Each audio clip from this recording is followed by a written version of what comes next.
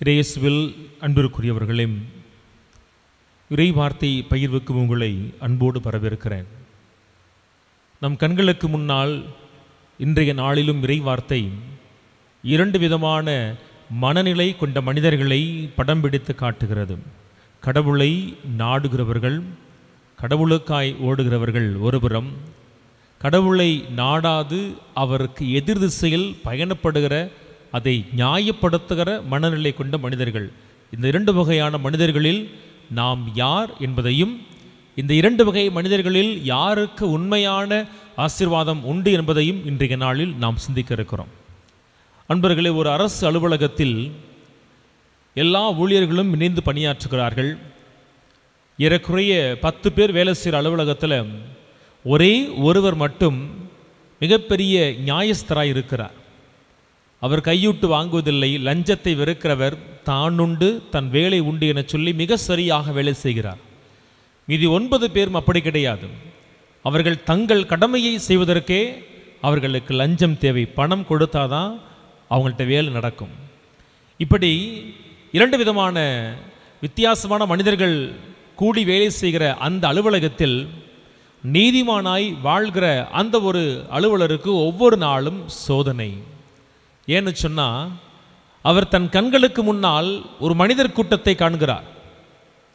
தங்களுடைய கடமையை செய்வதற்கே லஞ்சம் வாங்கி அநியாயம் செய்கிற ஊழியர்கள்.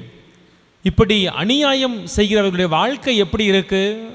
இவர் ஒவ்வொரு நாளும் காண்கிறார். அவர்களுடைய வாழ்க்கையின் தரம் உயருகிறது. அவர்கள் பயன்படுத்துகிற பொருள்களுடைய தரம் உயருகிறது. அவர்கள் குடியிருக்கிற இல்லத்தினுடைய நிலை மாறுகிறது. அவர்கள் ஓய்விற்காய் பயணப்படுகிற அல்லது சாப்பிட போகிற இடத்தினுடைய தரம் மாறுபடுகிறது. அவர்கள் பழகுகிற அல்லது அவர்களை நாடி வருகிற மக்களுடைய தரம் வித்தியாசமாக இருக்கிறது. எல்லாமே ரொம்ப ஹைஃபையான ஒரு வாழ்க்கை. யூஸ் பண்ணுற மொபைல் லஞ்சம் வாங்குறாங்க. ரொம்ப பெரிய மொபைல் ஃபோனாக அப்டேட்டடாக லேட்டஸ்ட் மாடலாக யூஸ் பண்ணுறாங்க. இல்லத்தை சிறியதாய் இருந்து பெரியதாய் மாற்றி கட்டுறாங்க. பைக்கிலிருந்து காருக்கு மாறிட்டாங்க. முன்னெல்லாம் டூர் போகிறதுக்கு எங்கேயாவது பக்கத்தில் யோசிச்சவங்க வெளிநாடு போகலாமான்னு யோசிக்கிற அளவுக்கு 5 ஸ்டார் ஹோட்டலாக பார்த்து அடிக்கடி கேதரிங் போகிற அளவுக்கு வாழ்க்கை மாறுது. ஏன்? லஞ்சம் வாங்கி தங்கள் சம்பளத்தை விட பன்மடங்கு அதிகமாக லஞ்சம் வாங்குறாங்க. இது இந்த நேர்மையான ஊழியருக்கு ஒரு சோதனை. 2வது சோதனை என்ன தெரியுமா? தான் நேர்மையாய் இருப்பதற்காகவே அவர் தனிமைப்படுத்தப்படுகிறார். தான் நேர்மையாய் இருப்பதற்காகவே அவர் வசை சொற்களால், மற்ற பணியாளர்களால் அவர் நக்கலடிக்கப்படுகிறார். இதை வந்துட்டான் யோகியன், இதை வந்துட்டான் உத்தமன், பொழைக்க தெரியாதவன், இவன் மட்டும்தான் ஹரிச்சந்திரன்னு சொல்லி தவறு செய்கிறவர்கள் தலை குடிந்து நாணுவதற்கு பதிலாய் தவறு செய்யாத ஒருவனுக்கு எதிராக இவர்கள் வார்த்தைகளை அடுக்குகிறார்கள். இப்படி பார்க்கிறோம். ஒரே அலுவலகத்தில் 2 மனிதர்கள். ஒரு நாள் விடுகிறது. அந்த நாளை ஆண்டவர் அவர்களுக்கென அனுப்பிய தீர்ப்பின் நாளாக பாருங்கள். அந்த நாளில் ஒரே ஒருவர் மட்டும் கையூட்டு வாங்குகிறவர் கைது செய்யப்படுகிறார். விசாரணை நடக்கிறது. அந்த விசாரணையில் மீதமிருந்த 8 பேரும் கைது செய்யப்படுகிறார்கள். வாழ்க்கை ஒரு நாளில் தலைகீழாய் மாறுகிறது. எந்த பணம் அவர்களுக்கு இன்பத்தை கொடுத்ததோ அதே பணம் அவர்களுக்கு வாழ்க்கையில் துன்பத்தை, சுரை கம்பிகளை அவர்களுக்கு கொடுக்கிறது. எண்ணி பாருங்கள். தவறு செய்தவங்க உள்ளே போயிட்டாங்க. இந்த தவறின் நிமித்தமாய் அவங்க குடும்ப வாழ்க்கை எப்படி போயிருக்கும்? அவர்கள் மனைவி, பெற்றெடுத்த பிள்ளைகள், உடுத்துகிற உடையிலிருந்து உண்ணுகிற உணவு வரை, வாழ்கிற இல்லத்திலிருந்து பயன்படுத்துகிற வாகனம் வரை, எல்லாவற்றின் மீதும் சுற்றி வாழுகிற எல்லா உறவுகளும், நண்பர்களும், பக்கத்தில் இருக்கிறவனும் அவர்களை கண்டிப்பாய் குறை சொல்லி இருப்பாங்க. இந்த பணம் யார்கிட்ட திருடி வாங்கினதோ, இந்த வண்டி யாரை ஏற்றி வாங்கினதோ, இந்த வீடு எவன்ட்ட லஞ்சம் வாங்கி கட்டினதோன்னு சொல்லி ஒவ்வொரு நாளும் தவறு செய்தவர்களோடு இணைந்து வாழ்கிறவர்களும் நரகத்தில் வாழ்கிற சூழல் உருவாகிறதே. ஆனால் அந்த நேர்மையாளன், அவன் வாழ்க்கை மிகப்பெரிய கோடியில் புரளலை. அவன் ஒவ்வொன்றையும் மாதம் மாதம் கொஞ்சம் கொஞ்சமாக இஎம்ஐ கொடுத்து வாங்கினார். ஆனால் அசிங்கம், அவமானம் இல்லாமல் அவர் எல்லாருக்கும் உண்மைதாய் 10 பேரில் 9 பேர் கெட்டவன், அநீதி செஞ்சவன். ஆனால் ஒரே ஒருவன் நீதிமானாய் தலை நிமிர்ந்து வாழ்கிற ஒரு வாழ்க்கை கடவுள் கொடுக்கிறார். இன்னைக்கு முதல் வாசகம் இப்படி 2 விதமான மனிதர்களை காண்பிக்கிறது. ஒருவர் கடவுளுக்காய் ஓடுகிறவர், இன்னொருவர் கடவுள் வேண்டாம் என ஓடுகிறவர்.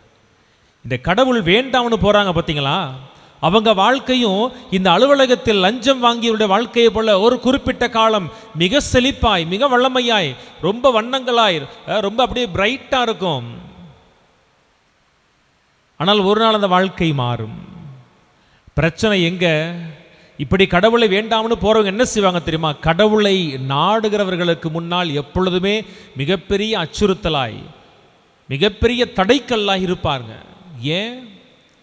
என்னடா நம்ம கடவுளுக்காக வாழ்கிறோம், கடவுளுக்காக ஓடுறோம், நமக்கு வாழ்க்கையில் ஒரு முன்னேற்றமும் இல்லை, சிறுக சிறுக ஒரு செங்கலை வைத்து வீட்டை கட்டுவது போல கட்டுகிறோம். ஆனால் அவனுடைய வாழ்க்கை எப்படி இருக்குது? கடவுள் வேண்டான்னு சொல்லி எப்பயாவது கோயிலுக்கு போகிறான், தேவைக்கு மட்டும் போகிறான். ஆனால் அவன் வாழ்க்கையை பாருங்கள் இவ்வளோ வேகமாய் போதுன்னு சொல்லி நாமும் அப்படி வாழலாமோ என்கிற ஒரு சோதனை எழும். முதல் வாசகம் சொல்லுது, நான் தப்பு செஞ்சேன், கடவுள் என்னையா பண்ணாருன்னு கேட்பது போல தவறு செய்கிறவர்கள் வாழ்க்கை தவறு செய்யாதவர்களுக்கு ஒரு சோதனையாக இருக்கும். இவ்வளவு அட்டூழியம் பண்ணுறான், இவ்வளவு லஞ்சம் பண்ணுறான், இவ்வளவு வட்டி வாங்குறான், ஊரை ஏற்றி வாழ்கிறான், ஆனால் அவனுக்குத்தான் கடவுள், அவன் வீட்டில் தான் கடவுள் பணமழையை பொழியிறாரு, நம்ம உத்தமனாக இருந்து கூட ₹1 சேர்க்க வக்கில்லாமல் இருக்கோம்னு சொல்லி அவர்கள் நமக்கு சோதனையாக இருப்பார்கள். இன்னும் சில பேர் இருக்காங்க, கடவுளுக்கு ஏற்ற வாழ்க்கை வாழுகிறாங்க பார்த்தீங்களா, அவர்களுக்கு எந்நாளும் வார்த்தைகளால் சோதனை கொடுப்பாங்க. நீ மட்டும் ஏங்கா போகிற, நாங்கள்லாம் எப்பயாவது தேவைக்கு கோயிலுக்கு வரோம், காசை கொடுக்குறோம், காரியத்தை சாதிக்கிறோம். நாங்கள் கோயிலுக்கு வரப்போ சாமியார் வேணான்னு சொல்கிறாரா?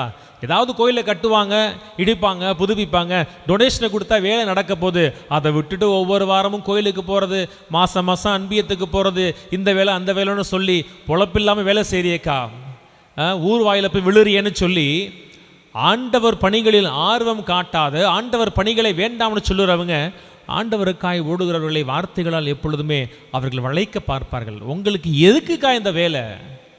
வீடு உண்டு, வாசல் உண்டு, பிள்ளைங்க உண்டு, பிள்ளைங்க படிப்பு உண்டுன்னு சொல்லி சந்தோஷமாக இருந்துட்டு போகலாமே. இப்படி கோவில் கோவில்னு ஓடி கடவுள் கடவுள்னு ஓடி என்னத்தை நீங்கள் சாதிச்சிங்க? என்னத்தை கடவுள் கொடுத்துட்டாரு? தான் நான் தான் கோவிலுக்கு போகல, கடவுளை தேடலை, என் வீட்டில் பைபிள் கூட கிடையாது, எனக்கு ஒரு குறையுமே இல்லைன்னு சொல்லும் பொழுது ஒரு நாளில் ஒரு நேரத்தில் கடவுளுக்காய் ஓடுகிறவர்கள் மனம் கலங்கி போவார்கள். உண்மையில் அவர்களைப் போல நம்ம இருந்துடலாமான்னு சொல்லி இந்த மத்தியில் வாழ்கிற மனிதர்களில் இது போன்றவர்களை நாம் பார்த்து கொண்டே இருப்போம். கடவுள் வேண்டாம் என சொல்கிறவர்கள், கடவுள் வேண்டும் என சொல்லுகிறவர்கள். ஆனால் கடவுள் வேண்டும் என சொல்கிற வாழ்க்கையிலே எப்பொழுதுமே ஒரு மாற்றம் என்பது அது மெதுவாய் இருந்தாலும், அது படிப்படியாய் இருந்தாலும், அது ஒவ்வொரு துளி நீரை போல இருந்தாலும் அந்த மாற்றம் என்பது அது நிலையானதாக இருக்கும். ஒரு நாளும் அந்த மாற்றம் என்பது உருகுலையாது, உடைந்து போகாது, சிதையாது. எந்நாளும் எல்லாருக்கும் முன்னாடி கௌரவமாய் நெஞ்சு நிமிர்த்திட்டு வாழ முடியும். ஆனால் கடவுளை வேண்டாம் என சொல்லுகிறார்களே, அநியாயம் பண்ணுவாங்க, பொய் சொல்லுவாங்க, ஏமாத்தி சம்பாதிப்பாங்க. வாழ்க்கையில் வளர்ச்சி என்பது ரொம்ப வேகமாய் இருக்கும். ஆனால் ஒரு நாள் கண்டிப்பாய் ஆண்டவர் அந்த செயலுக்கு ஏற்ற கூலியை அவர்களுக்கு கொடுக்கிற பொழுது மேலெழுந்து வானுளவாய் சென்ற அந்த ஒரு பாபேல் கோபுரத்தை ஒன்றுமில்லாமல் கடவுள் அதை மொட்டை மேடாய் மாற்றினபடியாய் அந்த வாழ்க்கை ஒரு நாள் மாறும். ஆக கடவுளுக்காய் ஓடுகிற நண்பர்களே, ஒரு நாளும் நீங்கள் சோர்ந்து போகவே போகாதீர்கள், சோர்ந்தே போக வேண்டாம். கடவுளை வேண்டாம் என சொல்லுகிறவர்களுக்கே அவ்வளவு ஆசீர்வாதம்னு சொன்னால், கடவுளை வேண்டும் என சொல்லி உங்கள் நேரத்தை, உங்கள் உழைப்பை, உங்கள் திறமைகளை அவருக்காய் கொடுக்கிறீங்களே, கடவுள் இன்னும் எவ்வளவாய் உங்களுக்கான ஆசீர்வாதத்தை அவர் முன் குறித்து வைத்திருப்பார். விவிலியத்தில் ஒரு அற்புதமான வார்த்தை இருக்கிறது, உரிய காலத்தில் ஆண்டவர் கொடுப்பார்னு சொல்லி. உங்களுக்கு உரியதை, உங்களுக்கு உரியவரை, உங்களுக்கு உரியவற்றை ஆண்டவர் குறித்த நாளில் அவர் கொண்டு வந்து கொடுப்பார். நீங்கள் மனதார நம்பலாம், ஒரு நாளும் நீங்கள் ஆண்டவரால் கைவிடப்பட மாட்டீர்கள். ஆனால் உங்கள் மனம் கலங்காதபடி, சோதனைக்கு உட்படாதபடி இருங்க. தான் 3 வருடம் பிள்ளைகளைப் போல உருவாக்கிய சீடர்களுக்கு இயேசுவும் இந்த வார்த்தையை தான் சொன்னான், நீங்கள் சோதனைக்கு உட்படாதிருங்கள், விழித்திருந்து ஜெபம் செய்யுங்கள். ஆண்டவரே, இப்படிப்பட்ட மனிதர்களுக்கு மத்தியில் நீர் என்னை சாட்சியுள்ள ஒரு கிறிஸ்தவ ஆணாய், ஒரு கிறிஸ்தவ பெண்ணாய் நீர் என்னை அழைத்திருக்கிறேன்னு சொன்னா, இந்த சோதனைகளை நான் வெல்ல வேண்டும்பா. ஒரு நாளும் அவர்களுடைய வார்த்தையும் அவர்களின் வாழ்க்கையும் உம்மை விட்டு, உம் பணியை விட்டு, உம் பாதையை விட்டு என்னை மாற்றி விடாதபடி இதற்கு நீர் கேடயமாய் இருங்கன்னு சொல்லுங்க. இன்னைக்கு முதல் வாசகத்தில் ஒரு வார்த்தை வரும் பாருங்களேன், கடவுள் வேண்டாம்னு சொன்னவங்க என்னையா செஞ்சிட்டாரு, என்னையா நம்மளை தண்டிச்சிட்டாரு, அவரை எங்கேயா இருக்காருன்னு சொன்னாங்க. ஆனால் அடுத்து பாருங்களேன், உத்தமனாய் இருந்தவர்கள் பேசிக்கொண்டார்களாம். இறைவார்த்தை சொல்லுது, ஆண்டவர் அவர்கள் உரையாடியதை உன்னிப்பாய் கேட்டார். கடவுளுக்காய் நீங்கள் ஓடுறீங்களா? உங்களுடைய வீட்டு வேலை, உங்கள் குடும்ப தொழில், உங்கள் கடமைகளை எல்லாம் செய்துவிட்டு மீதம் இருக்கிற கொஞ்ச நேரத்தில் நீங்கள் ஆண்டவருக்காய் ஓடுகிறவர்களா? நீங்கள் மனதில் ஆழமாய் பதிய வைக்கலாம், நம்பலாம், நான் சொல்லுவதை, நான் ஜெபிப்பதை இதோ உன்னிப்பாய் கடவுள் கேட்கிறார். உன்னிப்பாய் கடவுள் கேட்கிறார். ஒரு நாள் வரும், குறித்த நாள் வரும், என்னுடைய ஆசீர்வாதத்தின் பெயர் எழுதப்பட்டிருக்கிற அந்த நாளில் ஆண்டவர் எனக்கு கொடுப்பார். நீங்கள் ரொம்ப உறுதியாய் நம்பலாம். ஆனால் இந்த முதல் வாசகத்தை வாசிச்சுட்டு நற்செய்திக்கு போகிறப்ப அங்கே ஒரு சிறு மாற்றம் இருக்குது, அதை புரிஞ்சுக்கணும். கடவுள் வேணும்னு சொல்கிறாங்க ஒரு பக்கத்து, கடவுள் வேணான்னு சொல்கிறாங்க ஒரு பக்கத்து. முதல் வாசகம் கடவுள் வேண்டாம்னு சொல்கிறவர்களே, ஒரு நாள் உங்களுக்கென வரும், அந்த நாளில் நீங்கள் தீயிலிடப்படுவீர்கள் அப்படின்னு சொன்னால் உங்களுக்கு தீர்ப்பு கொடுக்கப்படும், நீங்கள் தண்டனையின் மக்களாய் மாறுவீர்கள், ஒன்றும் மிச்சமில்லாதபடி தண்டிக்கப்படுவீர்கள்னு சொல்லி எச்சரிக்கிறார். ஆனால் இந்த கடவுள் வேண்டும்னு சொல்கிறாங்க பார்த்தீங்களா, அதில் ஒரு 2 விதமான மனநிலை கொண்ட மக்கள் இருக்காங்க. ஒருத்தவங்க யாருன்னு சொன்னால், என்ன நேர்ந்தாலும் கடவுள் வேண்டும் என சொல்லுகிறவர்கள். இன்னொருத்தவங்க என்னென்னு சொன்னால், நேர்ந்தால் மட்டும் எனக்கு கடவுள் போதும் என சொல்லுகிறவங்க. அவங்க கோயிலுக்கு வருவாங்க, ஏன் கல்லறை வேணும். கோயிலுக்கு வருவாங்க, ஏன் கல்யாணம் இருக்குது. கோயிலுக்கு வருவாங்க, ஏன் தேவை இருக்கு. கோயிலுக்கு வருவாங்க, ஏன் வீடு மந்திரிக்க வரணும். கோயிலுக்கு வருவாங்க, ஏன் சிபாரிசு கடிதம் வேணும். கோயிலுக்கு வருவாங்க, ஏன் ஏதாவது ஒரு காரியம் ஆகணும். இவங்களும் வார வாரம் கோயிலுக்கு வரவங்க தான், அவர்கள் நோக்கம் வேறு. என்ன நேர்ந்தாலும் கடவுள் வேண்டும் என சொல்லுகிற, கடவுளை தேடுகிற மக்கள் மத்தியிலிருந்து எனக்கு ஏதாவது நேர்ந்தால் மட்டும், எனக்கு நேருவதற்கு மட்டும் கடவுள் வேண்டும் என்று சொல்லுகிற இந்த மக்களும் இருக்கிறார்கள். நாம் இவர்களைப் போல் இருக்கக்கூடாது. ஏன்னு சொன்னால், கடவுளை ஒரு மளிகை கடைக்காரர் போல மாற்றி வச்சிடுறது. கடவுளே இதை கொடுங்க, நான் உங்களுக்கு இதை கொடுக்குறேன், இதை செஞ்சால் இதை நான் செய்கிறேன், இதை செய்யலைன்னா நான் வரமாட்டேன், இதை செய்யலைன்னா நான் கோச்சிப்பேன், இதை செய்யலைன்னா வேறு கோயிலுக்கு, வேறு சபைக்கு, வேறு சாமிக்கு, வேறு இடத்துக்கு போயிடுவேன்னு சொல்லி கடவுளை ஏதோ ஒன்றை கொடுப்பவரை போல பார்க்கிற ஒரு மனநிலை. நற்செய்தியில் அவர் சொல்கிறார் பாருங்களே, நீங்கள் கேளுங்கள். முதல் வாசகத்தின் அந்த ஒற்றை வரியையும் நற்செய்தியின் முழு சாரத்தையும் இணைத்து பாருங்களே. நீதிமான் உரையாடுவதை கடவுள் உன்னிப்பாய் கேட்கிறார். கடவுளுக்கு உகந்த வாழ்க்கை வாழ்கிறவர் எழுப்புகிற ஜெபத்தை கடவுள் உன்னிப்பாய் கேட்கிறார். ஆனால் நற்செய்தி சொல்லுது, நீங்கள் தொடர்ந்து இடைவிடாது சோர்ந்து போகாதபடி, கைவிட்டு விடாமல் உங்கள் ஜெபத்தை ஆண்டவரிடத்தில் ஜெபிச்சுக்கிட்டே இருக்கணும். ராத்திரி வந்து கதவு ஒருத்தன் தட்டிக்கிட்டே இருக்கிறான் பாருங்க. என் வீட்டுக்கு விருந்தாளி வந்திருக்காங்க, அவனுக்கு நான் உணவு கொடுக்கணும்னு சொல்லி ஒருவேளை உணவை தான் சொல்லி தொடர்ந்து தட்டுகிறான். வீட்டின் உரிமையாளர் எவ்வளவோ காரணம் சொன்னாலும் தொடர்ந்து தட்டுகிறார். இப்போ கடவுள் சொல்லுகிறார், நீங்கள் ஜெபிக்கிற பொழுது நீங்கள் தொடர்ந்து தட்டுங்கள். வெறும் கேளுங்கள் மட்டும் நீ சொல்லலை, கேட்கிறவர்கள் தொடர்ந்து கேளுங்கள், தேடுகிறவர்கள் தொடர்ந்து தேடுங்கள், உழைக்கிறவர்கள் தொடர்ந்து உழையுங்கள்.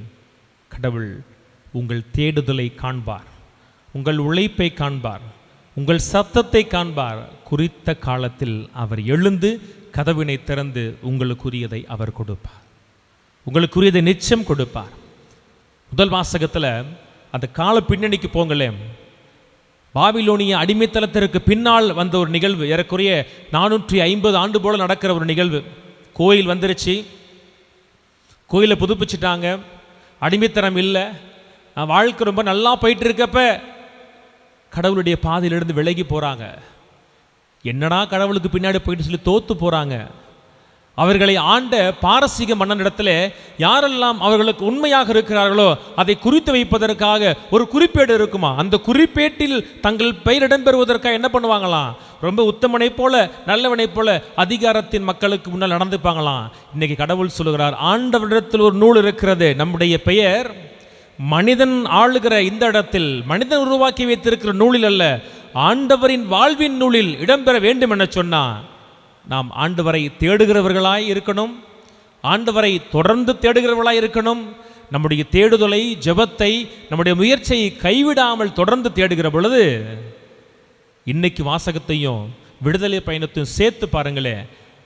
நாம் பேசுவதை, உரையாடுவதை உன்னிப்பாய் கேட்கிற கடவுள் தான் அழைத்த மக்களுடைய கண்ணீரை கண்டு அழுகுரலை கேட்டு இறங்கி வந்தது போல என் மகன் என் மகள் எனக்காய் ஓடுகிறார். அவன் வாழ்கிற பங்கில், அவன் வாழ்கிற ஊரில், அவன் வாழ்கிற கிராமத்தில் அநேக மக்கள் தன் குடும்பம் தன் பிள்ளைக்காய் ஓடுகிற பொழுது தன் ஓய்வு நேரத்தை என் வீட்டு வாசற்படியில், என் கோவில் வாசற்படியில், என் ஆலய காரியத்திற்காக செலவிடுகிற என் மகனுக்கு மகளுக்கு நான் படிகளக்காமல் இருப்பேன் சொல்லி ஆண்டவர் உங்களுக்கு படிகளக்கிற பொழுது அமுக்கி குலுங்கி சரிந்து விழும்படி ஆண்டவர் உங்களுக்கு நிறைவாய் போடுவார். அப்பொழுது கடவுள் வேண்டாம் என்று சொன்ன மக்களுக்கு முன்னால் நீங்கள் உயர்த்தப்பட்டவர்களாக இருப்பீங்க. அந்த உயர்வு என்பது இந்த அலுவலகத்தில் கொஞ்ச நாள் காசை வாங்கி சம்பாரிச்சுட்டு ரொம்ப சந்தோஷமாக வாழ்ந்தவங்க பின்னாடி ஒரு நாள் மாட்டிக்கிட்டதுக்கப்புறம் அசிங்கத்தை அவர்களும் அவர்கள் குடும்பமும் தலைமுறை வரைக்கும் அனுபவிக்கிறபடி மாறினது போல வாழ்க்கை மாறவே மாறாது. இது கடவுள் கட்டி எழுப்புகிற கோட்டை. இது கடவுள் கட்டி எழுப்புகிற கோட்டை. பாபேல் கோபுரத்தை போல அநீதியால் கட்டப்பட்டிருந்தால் அது இடிந்து போயிருக்கும், கடவுள் இடித்திருப்பார். ஆனால் நீங்கள் உங்கள் நீதியினால், நேர்மையினால், உழைப்பினால், தியாகத்தினால் கொடுக்கிற ஒவ்வொன்றையும், உங்கள் ஒவ்வொரு நிமிடத்தையும், உங்கள் ஒவ்வொரு துளி வியர்வையும் ஆண்டவர் செங்கலாய் மாற்றி உங்களுக்கென சொல்லி ஆசீர்வாதத்தின் கோபுரத்தை கட்டுவார். அவர் உங்களுக்கு கொடுப்பதை ஒருவராலும் தடுக்க முடியாது, எந்த மனிதராலும் தடுக்க முடியாது. ஆக அன்பிற்குரியவர்களே, கடவுளை நாடுகிறவர்களாய் மாறுவோம். கடவுளை நாடுதல், தேடுதல் என்பது ஒரு தேவைக்காக இல்லாமல் என்ன நேர்ந்தாலும் ஆண்டவருக்காக சொல்லி நாம் தொடர்ந்து ஓடுவோம், ஜெபிப்போம், மன்றாடுவோம். நம் ஜெபத்தை கேட்கிற தேவன் உரிய காலத்தில் அளந்து கொடுப்பார். அது நம் இரு கைகளால் நாம் அள்ளி பருக முடியாத அளவுக்கு அது பொங்கி வழிகிறதாக இருக்கும். அந்த ஆசீர்வாதம் நம் இல்லத்தில், உங்கள் இல்லத்தில், உங்கள் உறவுகள் இல்லத்தில், உங்கள் அன்பியத்தில், கிளை கோவிலில், உங்கள் பங்கு ஆலயத்தில், உங்கள் ஊரில் அது பொங்கி வழிந்தோடுகிறபடியாய் இறைவன் திருப்பலி நாட்களால் உங்களை ஆசீர்வதிப்பாராக. ஆமென்.